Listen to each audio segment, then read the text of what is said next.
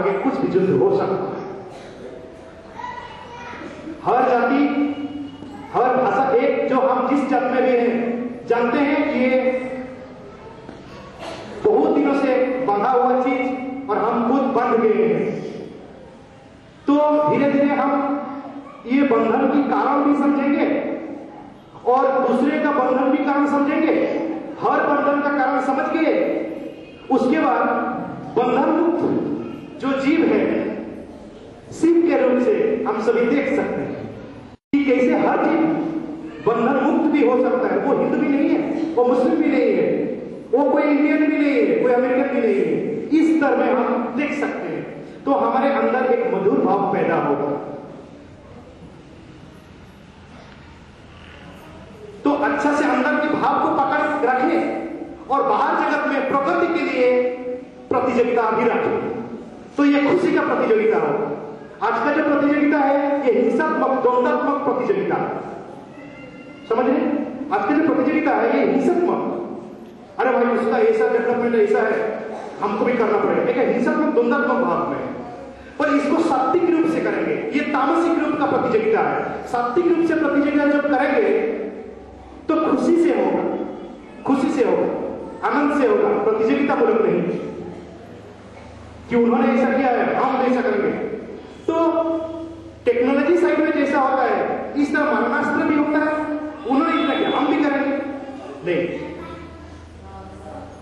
मारना मरना ये सब भाव के अंदर, चेतना के अंदर, चेतना के साथ करना हमारे लिए कल्याण। कोई स्थूल का अस्त्र प्रयोग करके कुछ भी समाधान करना चाहे वो हमारे लिए मूर्खता और एक क्षुद्रता की हम परिचय दे रहे हैं। हम बहुत महान की बच्चे हैं ना, सभी है ना, सभी महान के हम संतान है ना, उसमें हमारा महानता बहुत कम हो जा रहा है। हमारा ही सम्मान नहीं खो रहा है, हमारा पिता का भी सम्मान खो रहा है। कोई भी अपना सम्मान हानि करने के लिए कोई सोचता है? कोई अपना पिता का मर्यादा हानि हो ये सोचता है? नहीं सोचता। इसी तरह व्यक्तिगत रूप से जब ये नहीं सोचते हैं तो सामूहिक रूप से भी ऐसा हम नहीं सोचेंगे। सामूहिक रूप में भी ये सोचेंगे कि हम जिस क्षुद्र रूप से चाहते दूसरे को ध्वंस करके समाधान लाना चाहते हैं, इसमें हमारा जन्मदाता, सृष्टिकर्ता और हमारा व्यक्तिगत रूप से ये क्षुद्रता की परिचय, क्षुद्र बुद्धि का परिचय ये होता है, ये हम सोचना छोड़ देंगे। ये सोच के कारण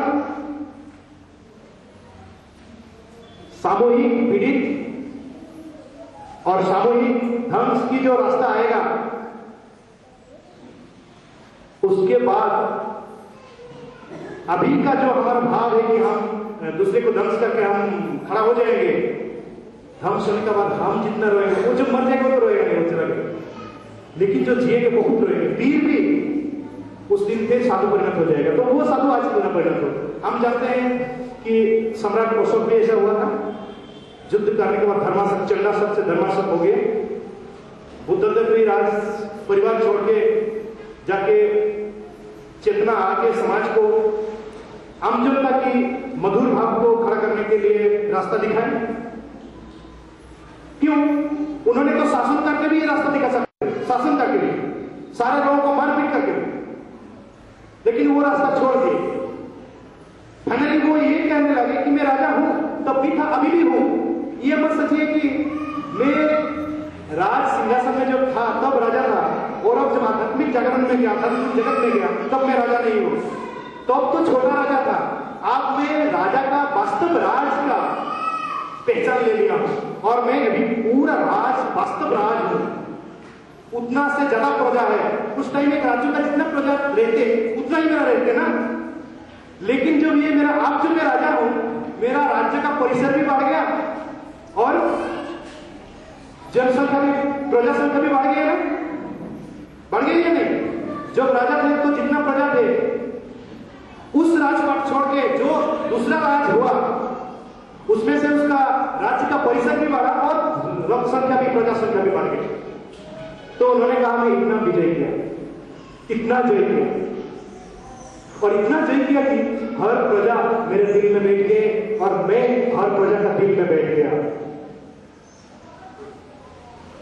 परंतु युद्ध करके मेरा किसी का दिल में बैठ सकता था, ना वो मेरा दिल में बैठ सकता था।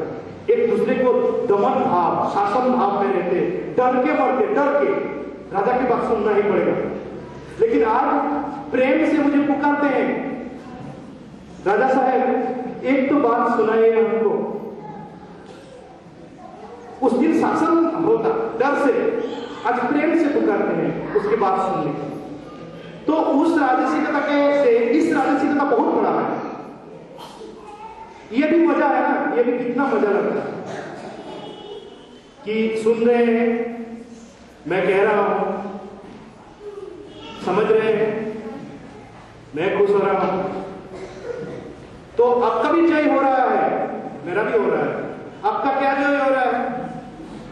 कहां का पर्सन को, कहां का आदमी को देखिए आप लोग खींच के लाए।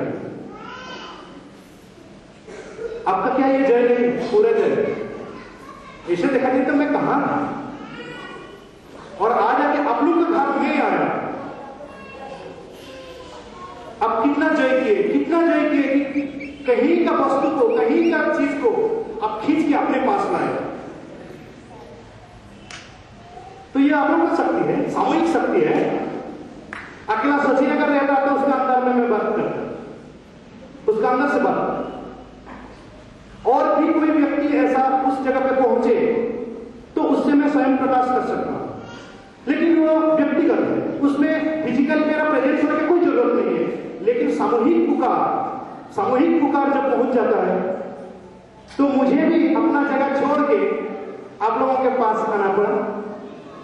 आप लोग कितना जय कर चुके हैं, तब तो आया मैं।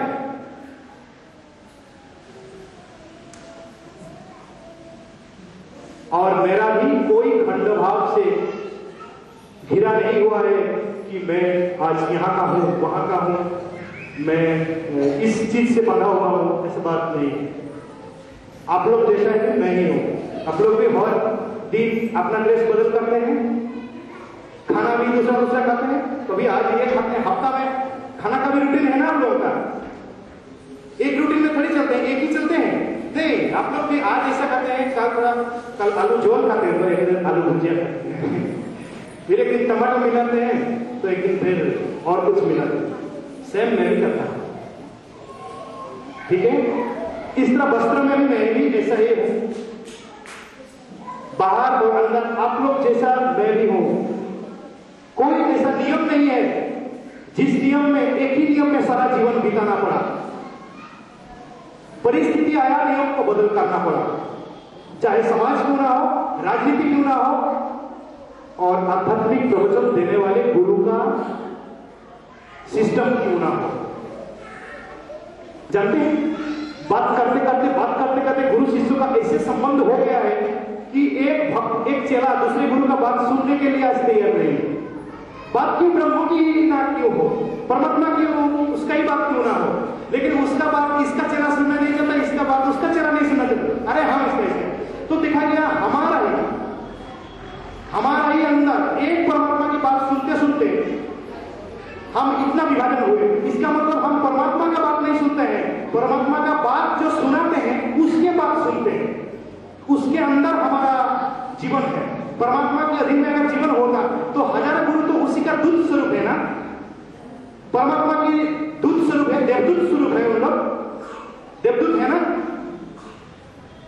तो हम देव का बात दूत से सुन के हम देव को पूजा करना चाहिए ना, परंतु क्या हुआ, हम जिससे दूत से सुन रहे हैं देव की भाषा, और उसी से हम खो जाते हैं।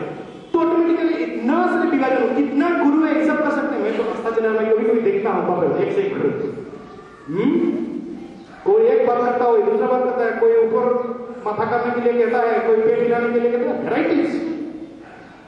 लेकिन सभी परमात्मा की बात करते हैं, फिर भी एक चेला दूसरी बात का, सभी ब्रह्मों की बात करते हैं, लेकिन एक फल नहीं करता, एक सीख नहीं पाता।